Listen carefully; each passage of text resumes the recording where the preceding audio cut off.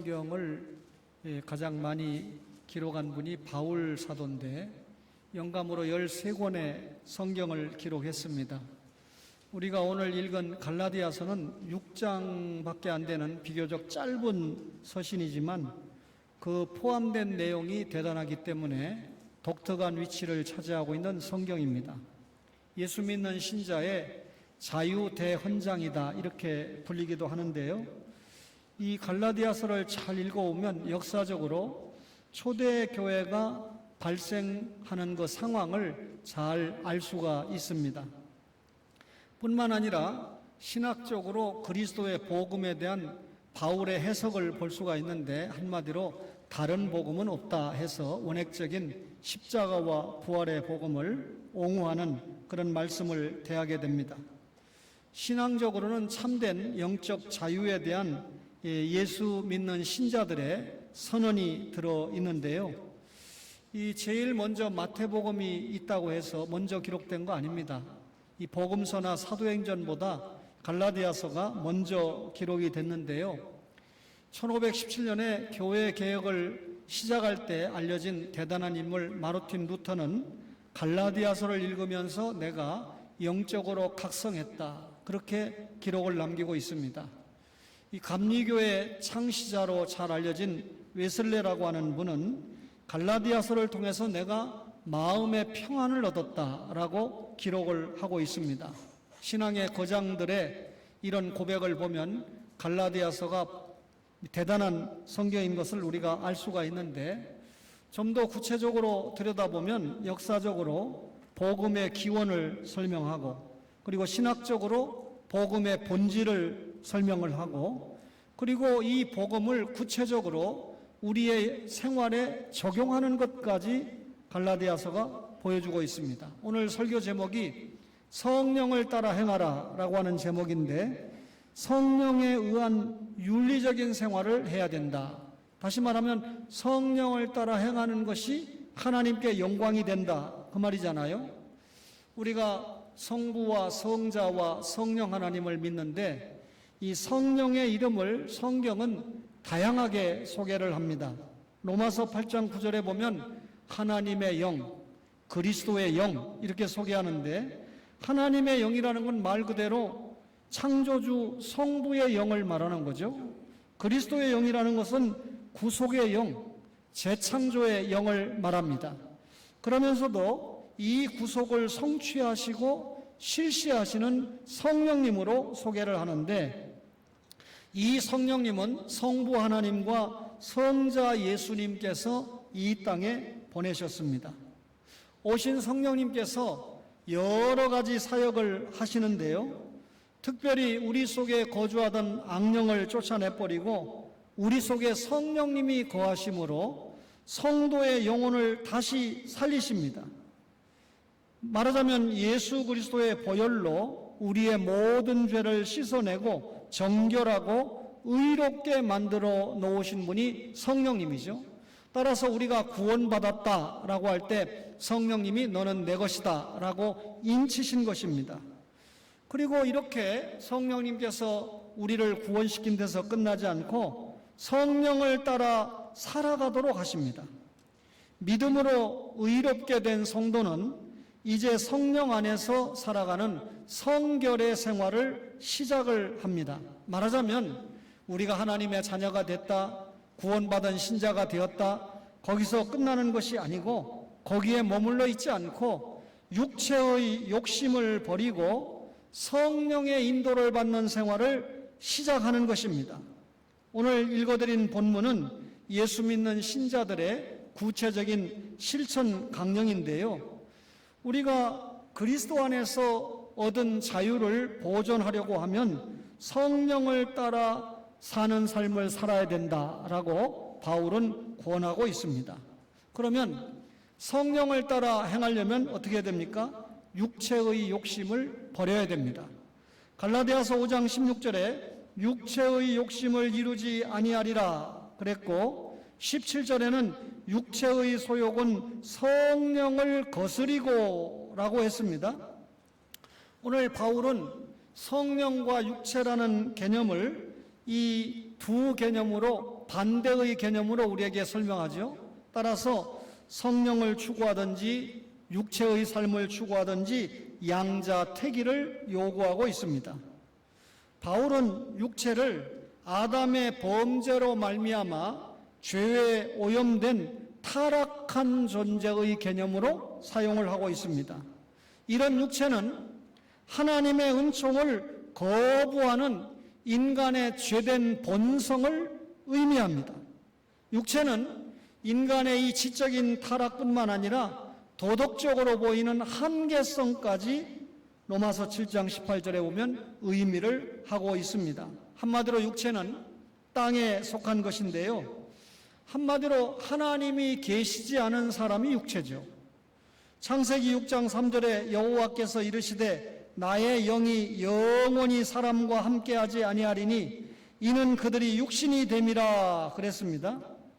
하나님의 영이 사람에게서 떠나면 사망 아래 놓이게 되고 이런 상태가 육체라는 것입니다. 어떤 경우든 육체라는 것은 죄의 결과 약해진 것이 육체고 시간과 공간의 제약을 받는 연약한 존재가 육체이고 하나님과 원수가 된 것이 육체입니다. 따라서 이 육체의 일을 추구하는 사람은 신앙생활에 방해를 받게 됩니다. 이런 육체는 육체의 일만 도모한다는 거죠. 우리가 예수 믿는 신자로서 스스로 질문할 때 인간이 살아가는 삶의 목적이 무엇이냐 할 때 하나님의 영광을 위해서 산다고 답하지 않습니까? 하나님의 영광이 뭐죠? 하나님을 기쁘시게 한다는 말이잖아요. 어떻게 하는 것이 하나님을 기쁘시게 하는 것인가요? 히브리서 11장 6절에 믿음이 없이는 하나님을 기쁘시게 못한다. 우리가 믿는 믿음이 뭡니까? 예수님의 십자가 부활을 믿는 믿음이 기초가 되는 구원 얻는 믿음과 이것이 발생하는 생활하는 믿음을 이야기하지 않아요? 따라서 이 믿음의 생활을 하는 사람은 성령을 따라 행하는 사람이고 믿음을 따라 살지 않는 이 성령을 따라 행하지 않는 사람은 육체의 일을 추구하는 사람입니다. 따라서 오늘 성령을 따라 행하려고 하면 육체의 일을 버려야 되는데 육체의 일, 말하자면 육체의 욕심이 무엇입니까? 갈라디아서 5장 19절을 볼까요? 육체의 일은 분명하니 곧 음행과 더러운 것과 호색과 세 가지를 우선 19절에 설명하는데요. 하나님과 원수된 육체는 무엇보다도 성적인 죄악으로 나타난다는 것입니다. 우리가 성적으로 죄를 범하면 하나님의 성전인 여러분 이 몸을 더럽히는 것인데요. 음행이 뭐지요? 간음이나 간통 등 불법적인 성관계를 말하는데 지금도 언론이나 여러 이 세상 사람들의 말을 들면 이것이 무슨 죄냐? 그건 남녀 간의 문제일 뿐이다.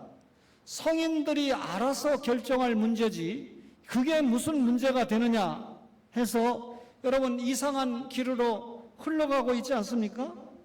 더러운 것이라는 건 뭐냐? 성적인 불결함으로 말미암아 나타나는 육체적인 행동, 다시 말하면 간통, 간음뿐만 아니라 마음으로 범하게 되는 불경건한 욕망까지 더러운 것이라고. 그러니까 음욕을 품는 것까지도 더러운 것으로 설명을 하고 있습니다. 호색이라는 게 뭡니까? 불경건하고 더러운 욕망을 탐닉하면서도 부끄러운 줄 모르는 상태, 간음하면서도 간통하면서도 음욕을 품고 있으면서도 전혀 부끄러움을 느끼지 못하는 상태를 호색이다 그랬습니다. 이런 성적인 죄악들은요, 인류의 법을 파괴하는 것, 가정을 파괴하는 건 말할 필요도 없지요. 이는 하나님의 형상인 거룩을 파괴하는 신앙적인 죄가 됩니다. 우리는 하나님의 형상대로 지음을 받았잖아요. 죄로 말미암아 타락했지만 성령님께서 예수님의 보혈을 통해서 우리의 영혼을 중생시키고 하나님의 자녀로 만들어서 하나님의 거룩을 회복하게 하셨잖아요. 내가 거룩하니 너희도 거룩하게 살라고 하지 않습니까? 따라서 이런 성적인 죄, 육체의 일을 도모하면 하나님의 거룩을 파괴하는 신앙적인 죄가 됩니다. 이 육체의 일이 뭡니까? 갈라디아서 5장 20절에 보니까 우상 숭배와 주술과 그랬는데, 우상 숭배는 피조물을 절대적인 가치를 두고 섬기는 게 우상 숭배입니다. 여러분, 우리가 하나님을 섬겨야 되고 하늘과 땅과 그 가운데 모든 만물인 피조물은 하나님을 섬기기 위해서 정복하는 문화적인 대상에 불과합니다. 하나님을 보이는 형태로 만들어서 섬기는 것도 우상 숭배인데요, 하나님이 아닌 것을 하나님으로 삼아서 자신의 모든 가치를 돌리는 것이 우상 숭배입니다. 이 우상 숭배는 하나님의 영광과 하나님의 존엄을 무시하는 행위죠. 주술이라는 게 뭡니까? 이 악의 힘을 빌리거나 또는 악의 세력과 결탁을 해서 행하는 속임수가 주술입니다. 이 주술 행위는 우상 숭배와도 밀접한 관계가 있지요. 이렇게 육체적인 일은 이 육체의 욕심을 따라가면 신앙적으로도 범죄하는 일이 됩니다. 육체의 일은요, 인간관계에서의 죄로 나타나는데 5장 20절에 보니까 원수 맺는 것과 분쟁과 시기와 분냄과 당짓는 것과 분열함과 이단과 투기와 이렇게 기록을 하고 있는데요, 이 원수를 맺는다 할 때 이 개인적으로 원수 맺는 경우가 참 많지요. 이 불신 세계에서도 많이 있는 일이지만 교회 안에도 신자와 신자 사이에 원수 맺는 일이 있습니다. 여기 원수 맺는 것은 민족적인 증오심까지 포함을 합니다. 이 분쟁이라고 하는 것은 만나기만 하면 언쟁하거나 다투기를 좋아하는, 그래서 항상 그 언어의 자세가 상대방을 기분 나쁘게 하고 이 전투하려고 하는 어떤 용어를 꺼내는 자세가 분쟁입니다. 이 분쟁이 결국 당을 짓게 하고 그리고 분열하게 하는 것으로 발전하죠. 시기라는 게 뭘까요? 이 상대가 어떤 유리한 입장을 가지게 될 때 앙심을 품는 것이 시기입니다. 남이 잘 되는 것을 축하하고 격려하고 제대로 보지 못하죠.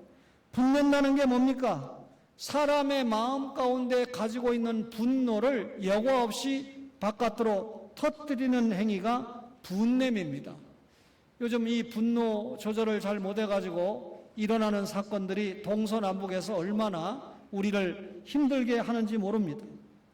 당을 짓는 것이 무엇입니까? 이 원래 성경에 기록된 당 짓는다는 의미는 소득을 위해서 자신의 품위를 떨어뜨리는 것을 당 짓는 것이라고 표현합니다. 말하자면 극단적인 이기주의들이 당 짓는 것이다. 구체적으로 말하면 매춘부들의 행위를 말합니다. 이 매춘부의 돈벌이는 정상적이지 않잖아요. 그런데 자기의 소득을 위해서 자기의 품위가 떨어져도 상관없이 그 일에 종사하는 것이 당 짓는 것이다. 그렇게 표현을 합니다. 그런데 오늘 이 갈라디아서 본절에서는 자신의 이익을 위해서 부당한 방법을 사용하고 모략과 음모를 일삼는 것을 당 짓는 것이다. 그렇게 표현을 하고 있습니다.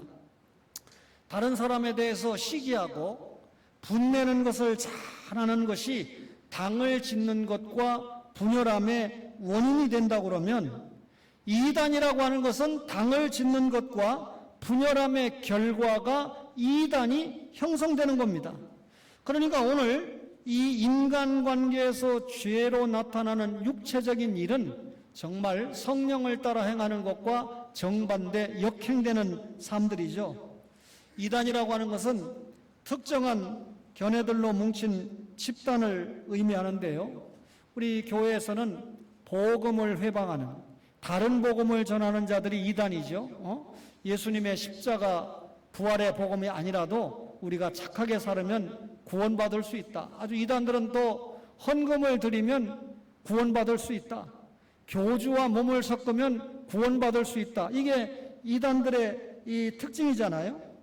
예수 그리스도의 십자가의 그리고 부활의 복음을 부인하는 사악한 자들을 지칭하는 말이 이단입니다. 투기라고 하는 것은 외적으로 나타나는 질투죠. 남의 것을 탐낼 뿐만 아니라 남이 가지고 있는 그것을 탈취하려고 하는 악한 행위를 투기라고 말합니다. 이렇게 육체적인 일이라는 것은 인간관계에서도 나타나는 죄가 육체적인 일이고, 하나 더 말씀드리면 무절제의 죄가 육체의 일입니다. 갈라디아서 5장 21절에 술 취함과 방탕함과 또 그와 같은 것들이라 그랬는데요. 누가복음 21장 34절에 보면 예수님이 술 취함에 대해서 경계를 합니다. 여러분, 술에 취해서 흥청거리며 떠들어대는 것이 방탕함인데, 이 술 취한 사람들의 모습을 보면 그 생활이 방탕함으로 나타나지 않습니까? 이것은 완전히 하나님을 떠나서 육체를 따라 사는 규모 없는 생활의 특징을 보여주게 됩니다. 술 취하고 방탕한 사람들의 삶을 보면 완전히 향락주의에 빠져 있게 되죠.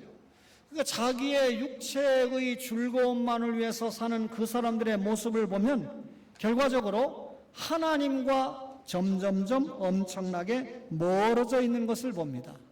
하나님을 떠난 사람치고 비참한 생활을 하지 않는 사람이 없습니다. 이런 육체의 일을 하는 자들은 하나님 나라를 유업으로 받지 못한다. 육체의 일들은 하나님 나라에 이르지 못하도록 하는 죄들이다. 그러니 육체의 소욕을 버리라 그랬습니다. 육체의 소욕이 뭐라고요? 성적인 죄악들이고 신앙적인 죄악들이고 인간관계에서 나타나는 죄고, 그리고 무절제의 죄가 육체의 일이다. 육체의 욕심이다. 성령을 따라 행하는 사람들은 이것들을 버려야 된다. 그 말이죠. 그러면 여러분과 저가 어떻게 살아야 됩니까? 성령의 인도를 받아야 됩니다. 갈라디아서 5장 16절에 성령을 따라 행하라 그랬고, 18절에는 성령의 인도하시는 바가 되면 그랬습니다. 성령을 따라 행하라 명령이잖아요.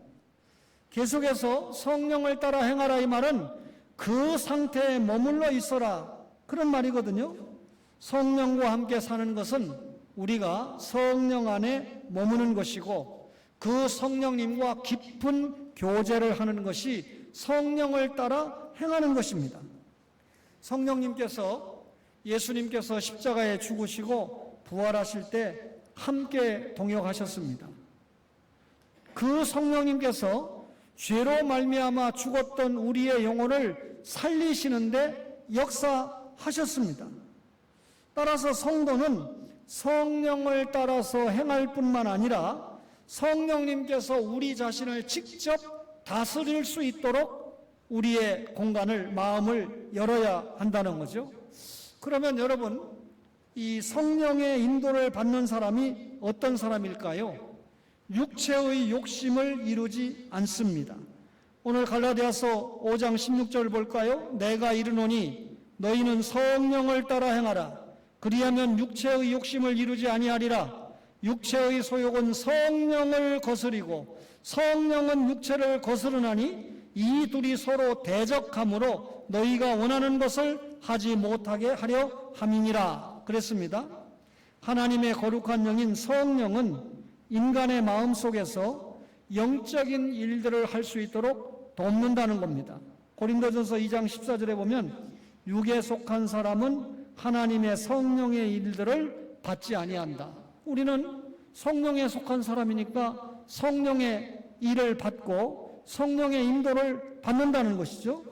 따라서 성령님께서 성도 속에 임재하셔서 날마다 그리스도의 성품을 닮아가게 하신다. 그 말이죠.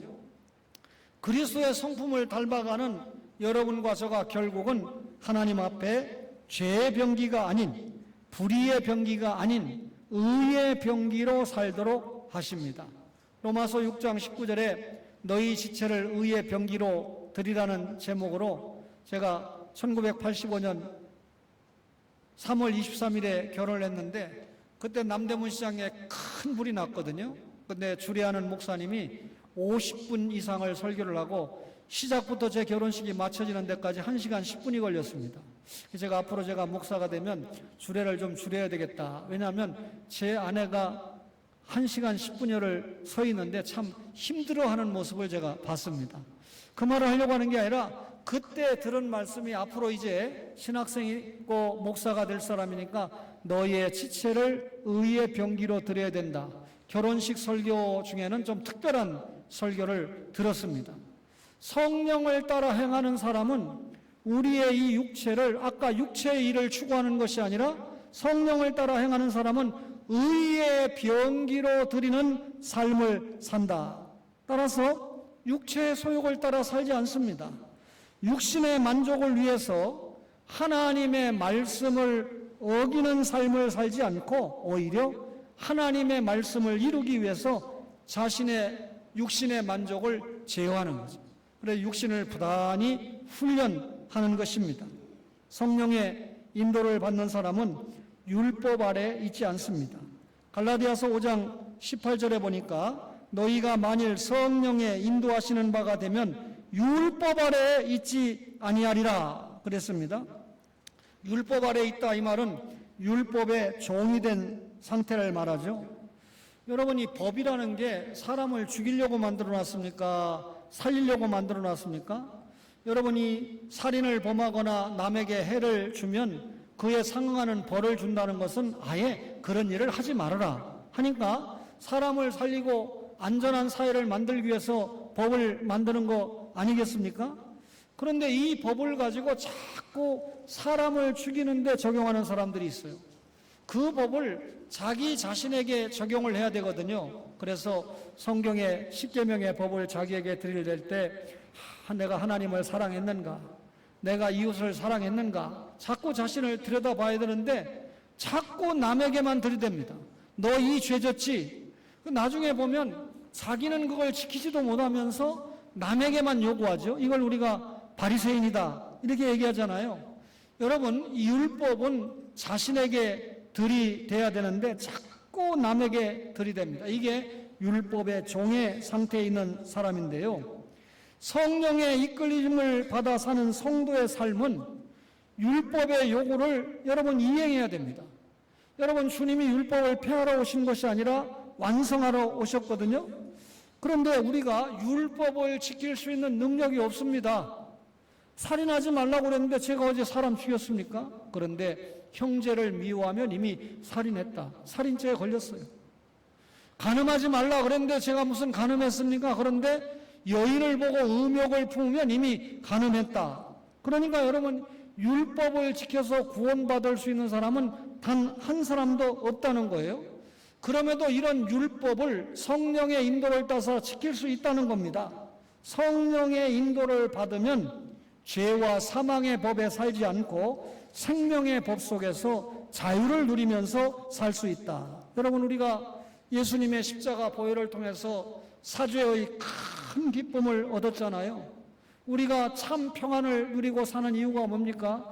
예수님께서 십자가에서 내 죄를 용서해 주셨다는 믿음 때문이지 않아요? 따라서 우리가 율법 아래 살지 않고 성령의 인도를 따라서 율법을 지키면서 살아간다 그 말이죠.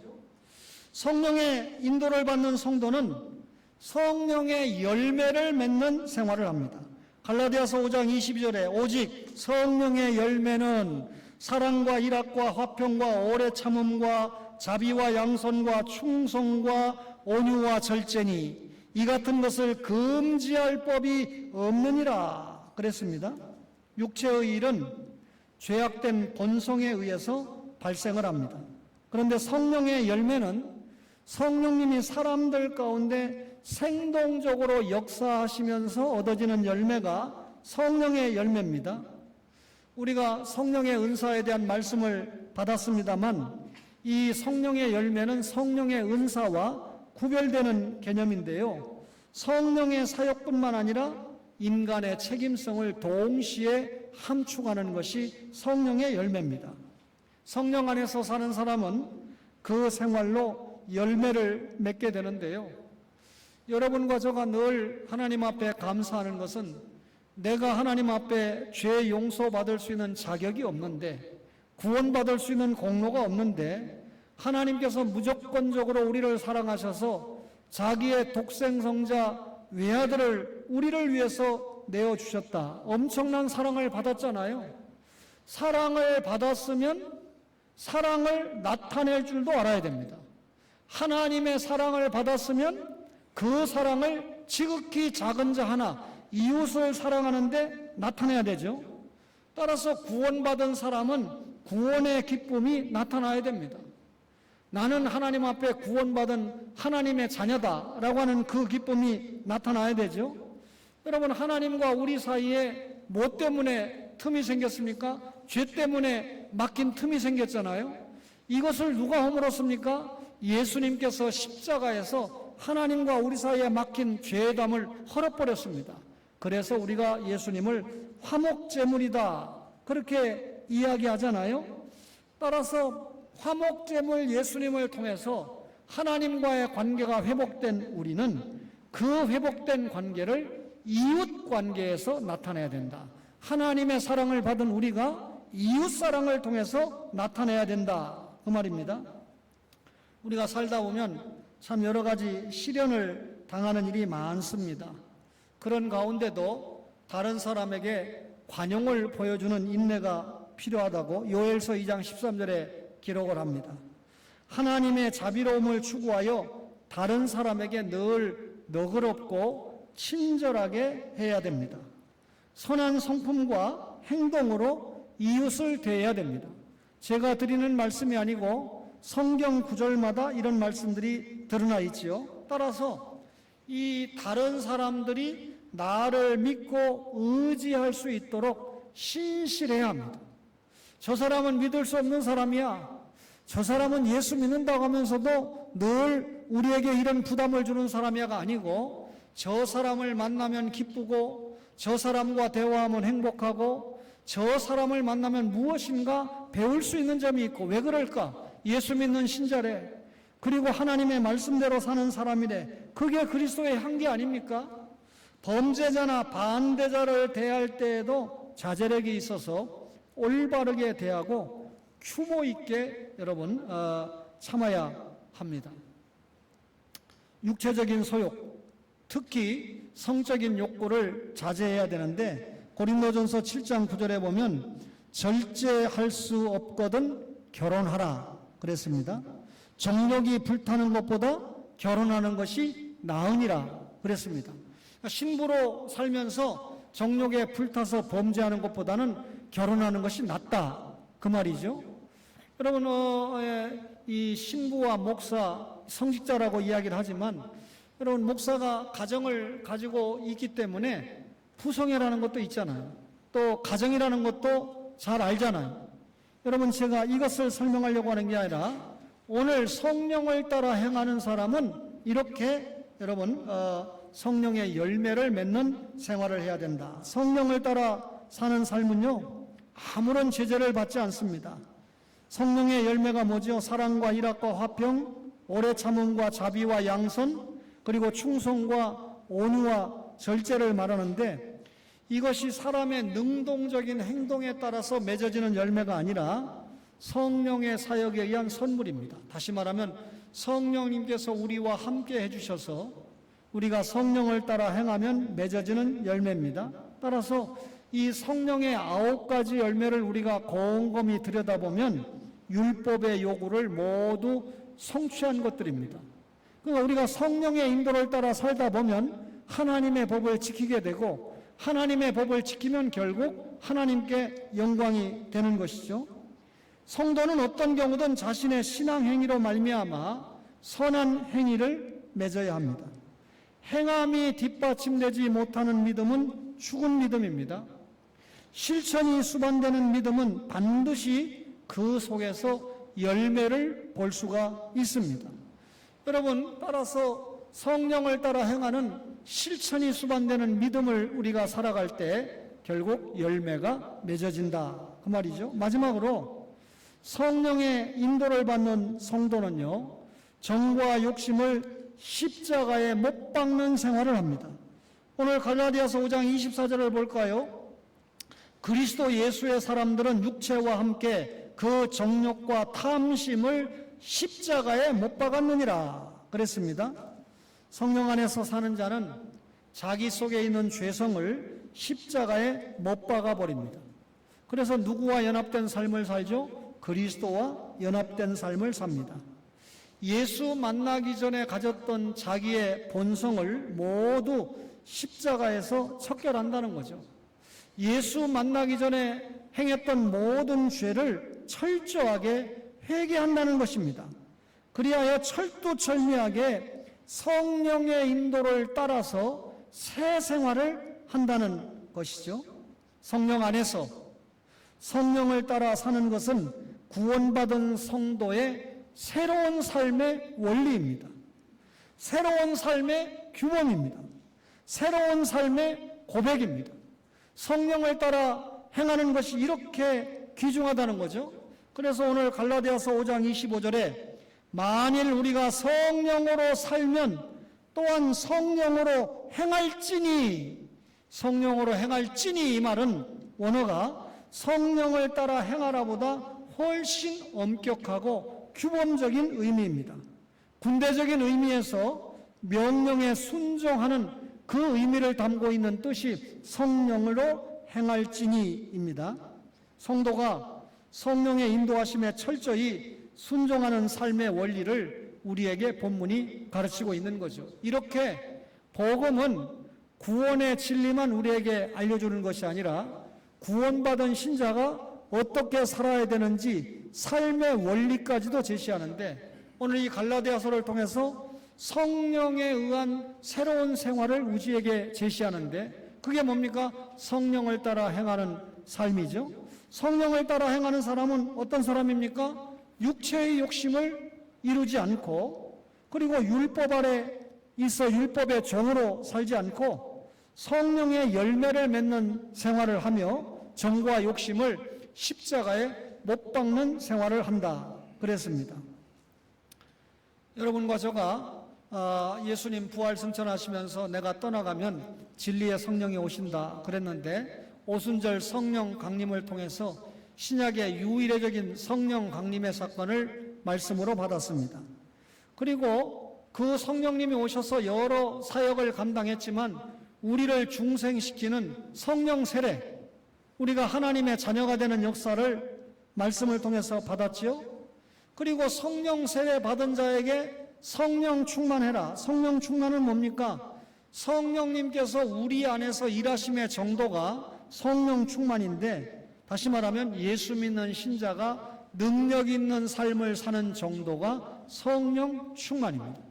예수 믿고 똑같이 하나님의 자녀가 됐는데 하나님의 자녀로서 얼마나 하나님을 기쁘시게 하는 능력 있는 삶을 사느냐, 이게 성령 충만의 차이다 그 말입니다. 넘어지고 자빠지고 그게 성령 충만이 아닙니다. 성령 은사에 대해서 말씀을 받았는데, 성령의 세례를 받은 사람이 좀 더 성령님의 인도를 받기 원할 때 하나님께서 우리에게 은사를 주시죠. 그리고 그 성령께서 주신 은사를 통해서 우리가 하나님을 사랑하고 이웃을 사랑하는데 사용하지 않습니까? 이 은사에는 영적인 은사가 있고 육적인 은사도 있다라고 말씀을 드렸습니다. 오늘 그 마지막 시간으로, 그렇다면 우리가 성령을 따라 행해야 된다. 이 육체의 일을 버려야 된다는 거죠. 육체가 요구하는 욕심을 과감하게 제어할 줄 알아야 된다는 거죠. 그리고 율법의 종의 상태에 머물러 있지 않아야 됩니다. 어찌하든지 다른 사람을 해롭게 하려고 하는 게 아니라 그 사람을 자꾸 살리고 용기를 주고 바르게 신앙생활을 할 수 있도록. 그러나 기준은 뭡니까? 하나님 영광, 교회의 덕입니다.